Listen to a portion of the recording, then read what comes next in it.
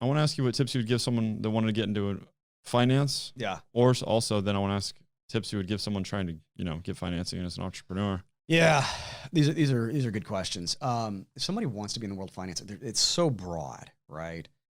One, probably. I mean, I guess it depends on where they are in their career. And I think there are a lot of people who rush to private equity, right? They want to be in private equity. And I'm not an expert on that space, but it appears to be crowded. I mean, our space. Why is it that people want to rush into it? Well, I think people see how much money can be made in private equity. I think they don't see how hard private equity investors work. What all falls under the umbrella of private equity? Private equity is usually, I'm going to say you're going to have a lot of family offices, and you're going to have individual, like teams of investors who've raised a fund, and they're looking to buy rarely an early stage company, right? They're looking more to take large equity positions, usually controlling interest, in something that is more mid-growth, right? So if we think about the growth stages of a business, early on there's a ton of risk.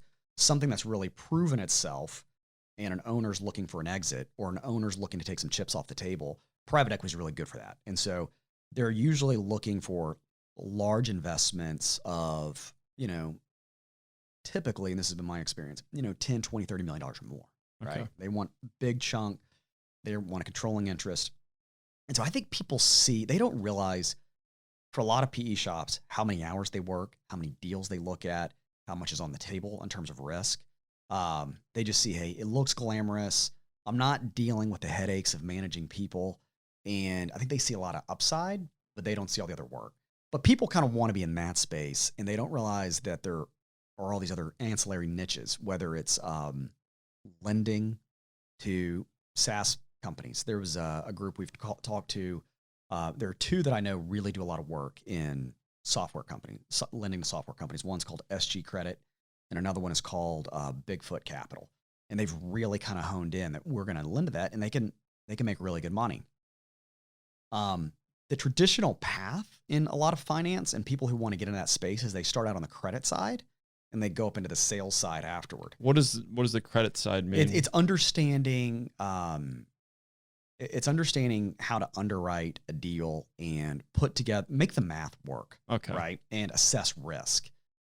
I don't know that that's right or wrong, but I think there's another way. If someone has a basic understanding of finance, they can kind of get into it from the sales side, because that's just as hard. People think, well, there are a lot of great deals out there, but it takes a lot of work to find them, right? Private equity shops they're networking all the time. Lenders are always networking because they're always looking for deals. And I think there's a way to come at it from the sales side if you've got someone who can kind of work with you to understand the credit side, the other side of the house, right? Mm-hmm. So I would encourage people, hey, one, kind of figure out where you want to play, what you would want to invest in, where you'd want to kind of specialize. There's a group called Permanent Equity, and I think these guys are fascinating. They're in the Midwest, I think Missouri, and we had a call with these guys recently. They invest essentially for 50 years in businesses. They're basically saying, hey, we're here, we're not going anywhere, and they like really boring, unsexy businesses. And so it's just a different model, right? And a lot of people have a hard time getting their head around that, but these guys have said, hey, we've just got a different way of doing things. And so I think for people looking at it, it's okay, why do I want to get into it? And then where do I want to play? If you want to lend to tech, lend to tech. I mean, I'm in this space because I don't follow my own advice, and I wanted to work with a certain group of people. And I'm largely industry agnostic on things, so a lot of things are good. A guy named Jeff Carpenter here in Austin gave me some advice at one point. He said, I wanted to work for Nike. He said, I had an internship there, and he said, man, I just realized at the end of the day, it's selling stuff and making sure you deliver the product, right? It's all the same.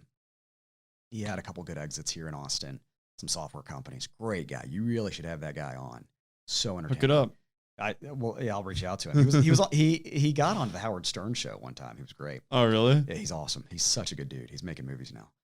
Wow. Yeah, I'll try and get you connected with Jeff. And so for me, it was, do I get to work with the people I want to work with?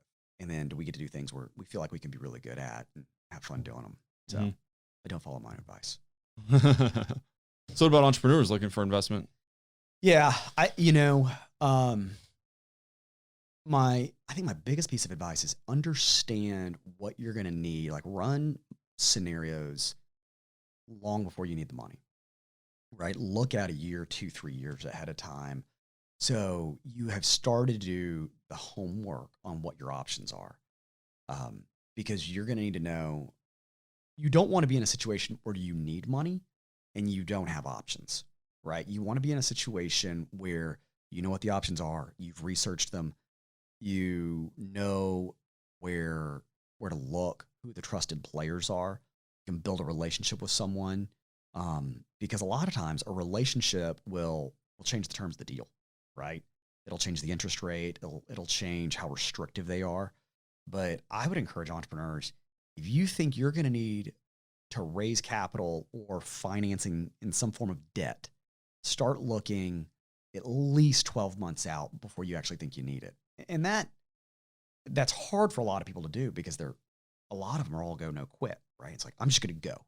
Well, this is one of those things that you don't want to end up selling a piece of your business if you don't have to, or getting into a really restrictive debt instrument that may keep you from growing the way you want to, not give you the freedom you need. That makes sense. Yeah.